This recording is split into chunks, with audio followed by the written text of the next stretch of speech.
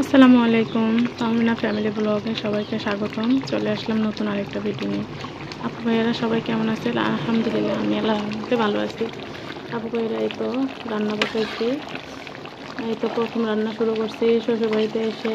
আপু ভাইয়েরা এসে দেখি এখানে বন্যা পানি, শ্বশুরবাড়িতে এখন এই দেশে বন্যা হইতেছে, পানি চতুর্দিকে, চুলা সব ডুবে গেছে। তাই এই তো সিঁড়ির উপরে রান্না করতে হয়। তো আপু ভাইয়েরা আমরা এখন সিঁড়ির উপরে রান্না করতেছি। এই তো কোরবানির মাংস এটা রান্না করা হইতেছে। আমরা তো ছিলাম না কোরবানির টাইমে। ওই ধুমা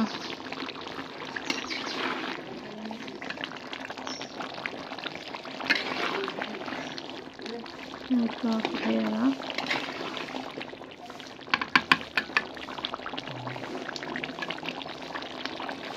মাংসটা আমি কষাই নিতেছি, ভালো করে কষাই নিব। যে লাকড়ি চুলায় রান্না করতেছি, উঠানো চুলা, এগুলা আলাদা করে মাটি দিয়ে উঠায় রাখছে এখানেই।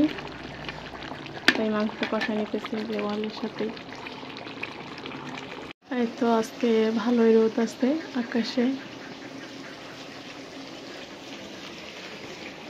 তারপরে এরা একটু আমার মাংসটা ভালো করে কষানো হয়ে যাইতেছে। ধুমা